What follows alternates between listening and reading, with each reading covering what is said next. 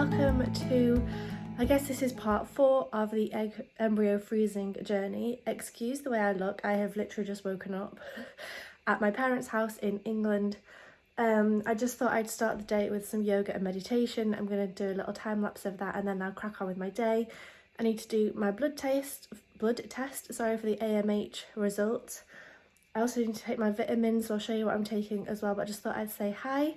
Thank you for watching, thank you for being here. Let's get started with the day.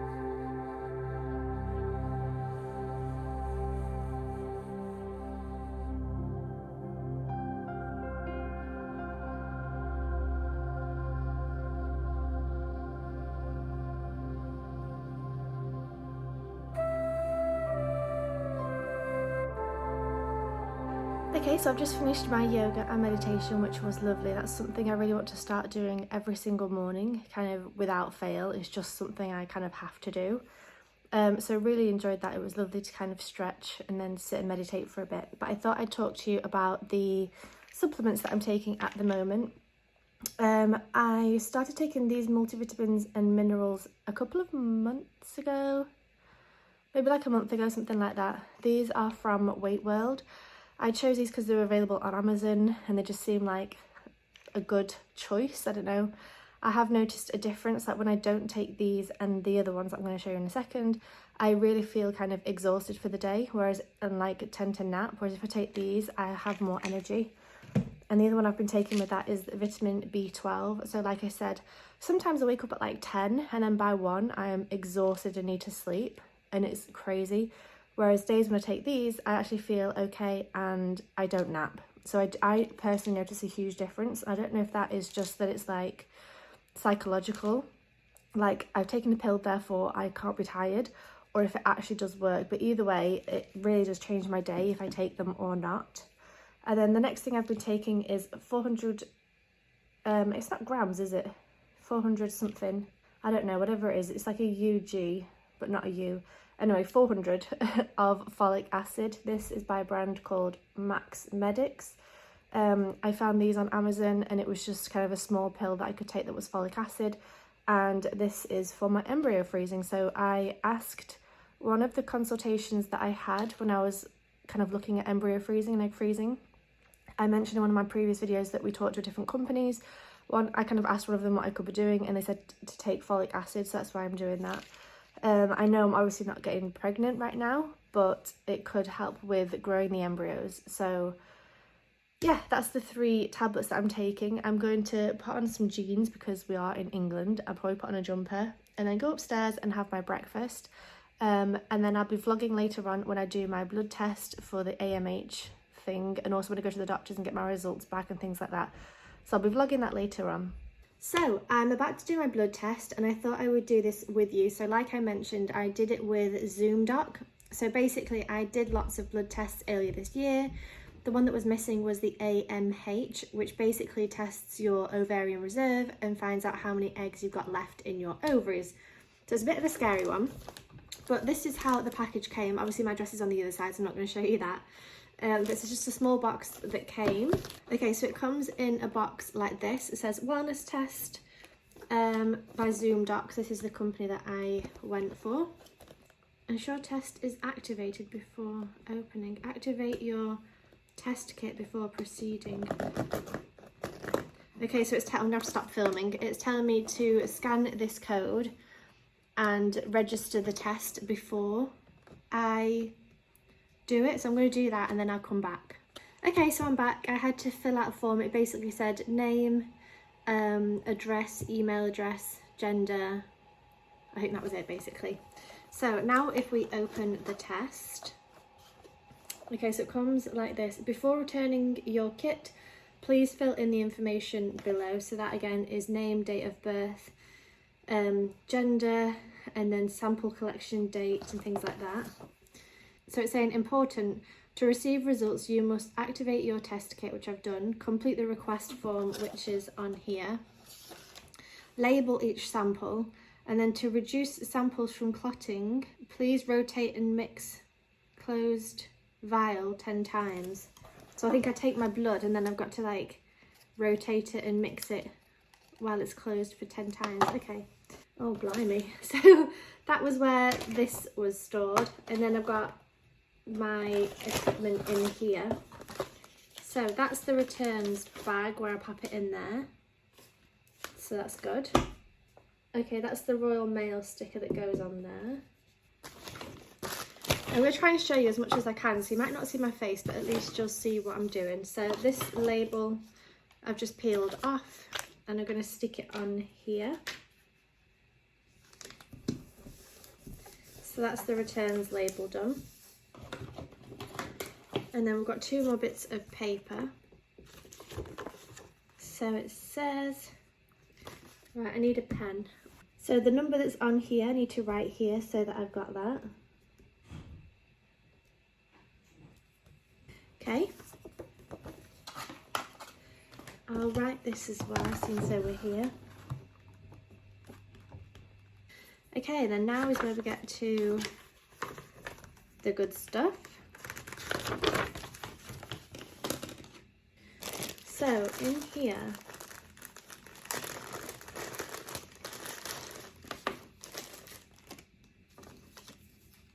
I have an alcohol swab. I need to put my name on here.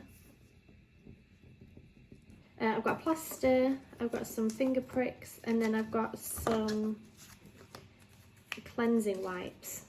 So apparently this can hold the tube itself, like so. Okay, that's clever, that's good. Right, first things first though. The best location for collecting finger prick samples are from the side of your little finger. Open the pack of lacerets. So wash your hands in warm soapy water. It's much easier to collect your sample if hands are warm. Dry them thoroughly with a clean dry towel. Using the alcohol swab, clean the little finger. Wipe dry with a clean tissue. Be sure your finger is completely dry as blood will not form a drop at the puncture site of a moist finger. Remove one lancet from the bag, twist and remove the blue stick. Position the lancet against the side of your little finger. With the lancet will activate in one step only when positioned and pressed firmly against the skin. Should you need to repeat this process to obtain enough blood, use one of the remaining. This will puncture the skin and a small drop of blood will form. Wipe away the first drop of blood with a clean tissue, and then holding your hand downwards, firmly massage the side of your hand down to your little finger to encourage blood flow. And then take your little finger with the other hand and gently milk your hand and little finger to help the blood drop into blood collection tube as shown. Fill the blood collection tube to the upper line on the side, okay, of the tube. If you are unable to connect enough blood, use the second lancet on your little finger on the other hand. Alternatively, try wiping the little finger you have used with a dry tissue. Pause for 10 seconds and blood drops are likely to reform and you can start collecting again. Once you have filled up to the top line or even just over, stop collecting and apply the supplied spot plaster to stop the bleeding. Then push on the cap of the blood collection tube or tubes securely until you hear the audible click to confirm closure. Once you have replaced the cap, gently invert the collection tube 5 to 10 times, and then I put the sticky label on. Place inside the test kit box. So I think I put it back in there. back in this one, in the box, and then in the bag. Right, so first thing's to wash my hands.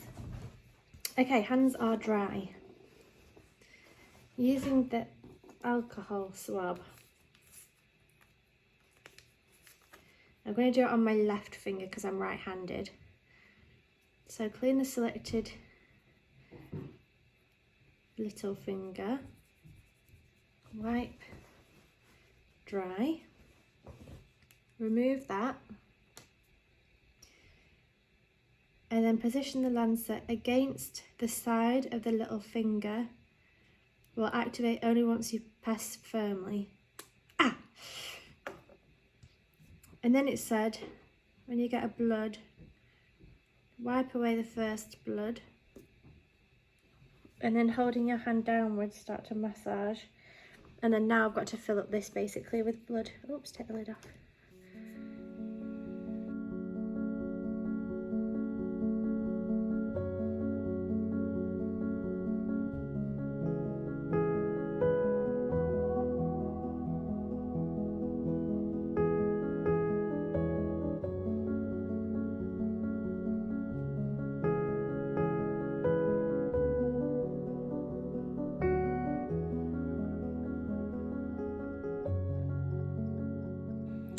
Right, let's try again.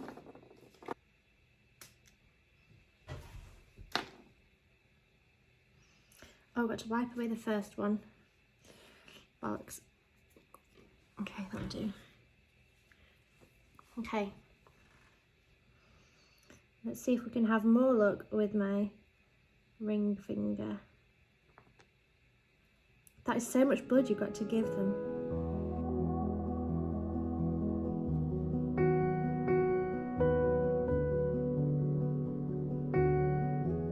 Right, that's above the line. Yeah, that's above the line. Ooh, that is so gross. Milking your finger for blood. Right, now that that's done, I've got to put the lid back on again. Oh yeah. So I heard it click. Once you've replaced the cap, gently invert the collection tube 5 to 10 times.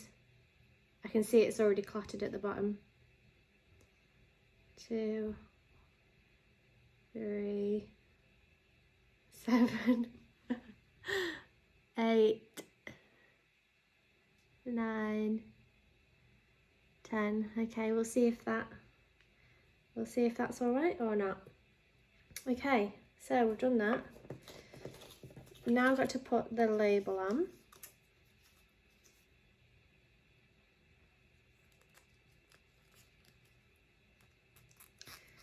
Like so. I think I then put this back in here.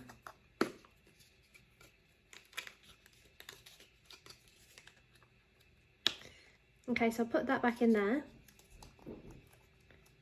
I've done this thing, which is fine. So now I close that up.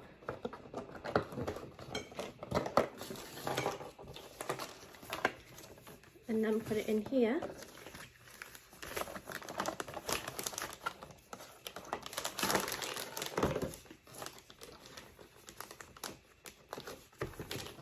Okay, that's it.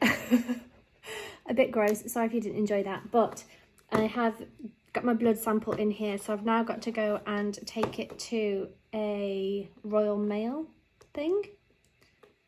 Okay, good, that was that. Good morning, so it's the next day. I didn't end up vlogging much yesterday because I spent time with my parents, which was nice. But I wanted to come back on today and tell you about my fingers. Can you see the bruise there and there? So that's from my finger prick test that I did yesterday. But I just wanted to let you know, I took that to the post office, which was fine. I should be getting the results. I think it said like 2 to 3 days, but I guess that's business days, which might mean like Wednesday or Thursday. Went to the doctors and got a printout of my blood tests, but they wouldn't print out or email me my ultrasound scan results or like a doctor's note or something, which is frustrating because I called up last week, well I called up plenty of times last week asking for access to this information, asking for access to my NHS app or to the patient access website. If you're not from England, you don't know what I'm talking about, but basically to be able to get access to my medical records. I called up lots of times, they're like, yep, I'll put the request in, or yep, I'll do that, or yep, I'll, you know, give you access, or I'll send this email, I'll do that, and nothing has happened. So she had to email my GP and ask if I can have access to this file, which I think is kind of bananas as well. Like, it's my information about my body, but they've got to ask a GP if I'm allowed that information. So basically, if they say no, or if they don't give it to me in time, I'm going to have to go ahead and pay probably like £400 or £500 for an ultrasound, even though I've had one and I've got the results sat at the doctor's office. So that's kind of frustrating that they won't just hand it over. But anyway, so she had to send an email about that. So yeah, it's kind of annoying because I need the results by Friday because that's when my consultation is. But obviously the doctor's not going to get that message until Monday. So if she can get it to me by Friday, that's brilliant. Or if I can get access to my NHS or patient access. She said she was going to send me an email with some codes. Haven't received this email with the codes, so I'm still not in the NHS app. So I think I'm going to have to call the doctors on Monday and try and speak to that doctor directly and say, can you please just give me access? I need it for my like private IVF. And it's interesting, she was good, she was really nice with me, but she was kind of a little bit hesitant as to why I wanted these results. And then as soon as I said to her, I'm going to go ahead and do an IV, like private IVF, and I've got a meeting on Friday, then she was like, oh, okay, right, well, I'll send an email and I'll send a message and, you know, which company you're doing your IVF with and when are you having the consultation and things. So it's only once you kind of explain, I'm doing private IVF and that's why I need the ultrasound, then I got a little bit more compassion and kind of effort, which is weird that you kind of have to like prove yourself almost. But anyway, so I'll come back in a couple of days when I get either my blood test results back or if I get access to that, and I'll let you know. But yeah, kind of frustrating, but like once I have access on the NHS app, I'll have access for life then, hopefully, and then it'll, you know, any test results will just go straight on the app and it'll be a lot easier. It's just trying to get access to the app, they make it hard work. But anyway, the main thing was my bruised fingers, and I'm feeling sorry for myself. Like if I try and pick things up, I'm like, oh, that hurts, and I'm like, oh yeah, of course it does. But anyway, enjoying being back at home. It's cold. I might show you upstairs actually because it is cold and grey. I've got on like a jumper and I'm cold like this, so gonna have to get an electric blanket on me, I think, and I'm gonna get some work done today. So I will talk to you in a couple of days when I get some of these results back. Okay, so it's now Tuesday the 9th of August, I think. And I just received my results back from my AMH test and my results are 13.3. It also said in the message, I might pop it on screen, it said that that's a low number for my age. So I started to freak out a little bit and I looked online and messaged Jeremy and told him, and he was a bit like, well, what does that mean? And I was like, I don't know. Looked online a little bit and found, I'm going to pop some more information on screen, basically saying that anything below 16 is considered low, and it's a low number. It's a low number for ovarian reserve, which means I have a low amount of eggs left in my ovaries. So I'm still ovulating, I'm on my period right now. And it said something like I still have eggs in my reserve, but just not as much as somebody else my age, basically. Which I then got into a bit of a tiz and like started crying because I think it's just like it's taken me so much to decide. Like I've thought about doing IVF for years now, and it's taken me a little while to decide to do it. And then to now kind of be told that my egg reserve is low was not what I was expecting. I was expecting just like a normal result and okay, carry on with the next process. And actually it's not that, it's a low result. And then I was thinking, well, you know, maybe has that got anything to do with the miscarriages? Because I never ever felt guilty about that. I never thought it was my fault, but maybe that's something to do with it. I don't know. I'm going to ask that on Friday when we speak to the doctor. And then I thought, well, actually, maybe the doctors will, you know, maybe the hospital, the people we're going with at least, the company we're going with, Apricity, maybe they'll say no because, you know, obviously it's a private company and they want to only have people that are healthy so that their numbers are high and they'll get more customers and more customers. Whereas if they take people like me with low egg count, that might affect their score almost, or their numbers. So maybe they will say no, they don't want to work with me.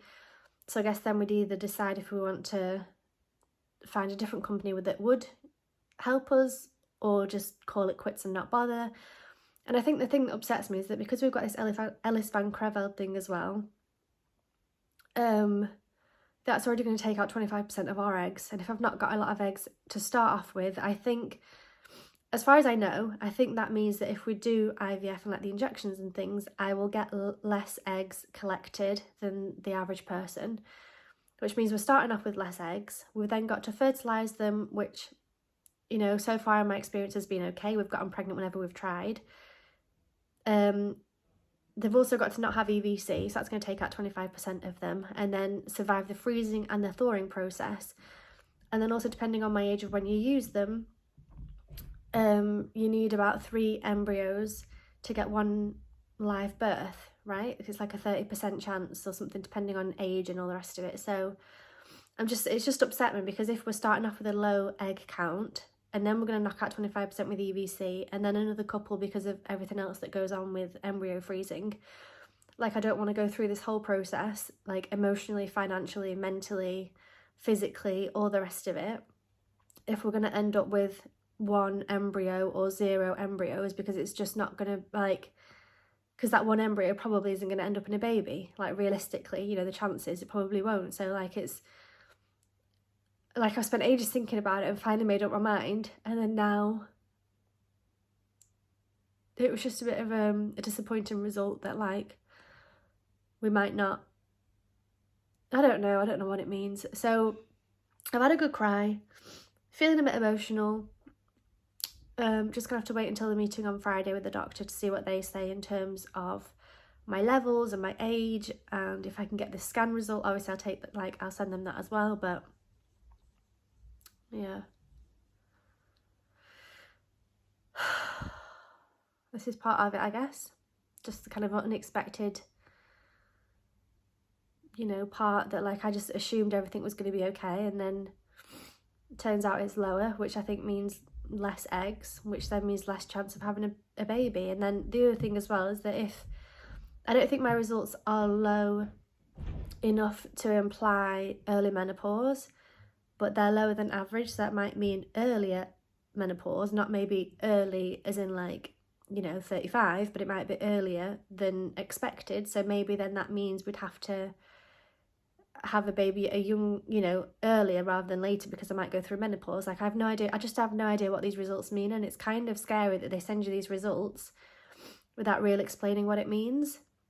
Because you can just pay for this test and get the results with or without a consultation with, you know, a fertility doctor afterwards. So to find out something like this and then not be able to talk to somebody afterwards, like a professional who can, like, talk you through what it means, is kind of scary that they just allow you to do that test, because it's quite big information. So yeah, I'm a little bit confused whether this means that they'll say no to us, they don't want us. Maybe actually it'll be fine, it's just a bit low, but, you know, I don't know if that's the cause of the miscarriages. I don't know if we're going to have, you know, if we want to have kids, do it sooner because maybe I'll have an earlier menopause, or if it means we'll get less eggs. I just don't know what it means, and it's just very confusing and upsetting, and I just wasn't expecting it. I just thought, you know, I was kind of getting excited about doing this IVF thing. I was kind of thinking, okay, I've got to, you know, be in a good mood about it and be positive about it, and, like, yeah, it's injections, but if it means a baby at the end of it, I'll do it. So that potentially we can do that in the future. And now I'm just thinking, well, this has just made it a little bit harder, because if we don't get enough eggs, it's just going to be a whole waste of money and time and energy and all the rest of it. So, I mean, I was feeling stressed anyway. Now I'm extra stressed. I went to the doctor's today with my grandma and asked about, I asked for a phone consultation with this doctor who's got to approve if I can have the results or not. And I was like, can I have a consultation tomorrow? Oh, the doctor's not been in for Monday, Tuesday, but she'll be in tomorrow. Okay, well, can I have a phone consultation with her? Oh no, she's got a message. She's got the message that you want the results, so I'm sure she'll do it in the next couple of days. You'll probably hear from her by the end of the week, which is such like a blasé way of just saying it. But, like, no, I need the results by Friday because I've got a consultation booked in. So, like, if I don't hear anything tomorrow, I'm going to go down to the doctor's office and be like, call the damn doctor now. I need the results. I'm not leaving without them, and, like, kick up a fuss. But, like, I don't want to have to do that. Like, I don't want stress in my life. I'm trying to be not stressed. And then just to be, I just find it bananas that to be able to get results of your own body it just takes so long and you have to talk to so many different people and you get different answers all the time. So that's frustrating me as well. It's stressing me out that like I can't just get the results I want about my own body. Anyway, so if I don't hear anything tomorrow, I'm gonna have to go to the doctors and kick up a fuss and be like, call the fucking doctor. I need the results now. Thank you. And I don't want to have to be that person. I want to be like Zen Rosie who can do yoga and meditation. This is quite the journey. Anyway, that's it for this video, I think. I'll let you know about the scan results if I ever get that. And I'll also let you know about my second therapy session that's going to happen tomorrow, and I'll also let you know about the consultation that's happening on Friday. So there's 3 things that are happening this week, so I'll get that in the next video. So thank you for watching. I hope you enjoyed it. Let me know in the comment section your AMH levels. Why not? If you fancy sharing, if you want to talk, if you know anything also about AMH levels. So I'm 13.3 and I'm 34 years old. If you have any experience or you've been through the same thing, let me know. We can connect and chat and support each other through this. So, right, I'm going to meditate before I go upstairs for dinner because I need to chill out. But yeah, thanks for watching and I'll see you in the next one. Bye.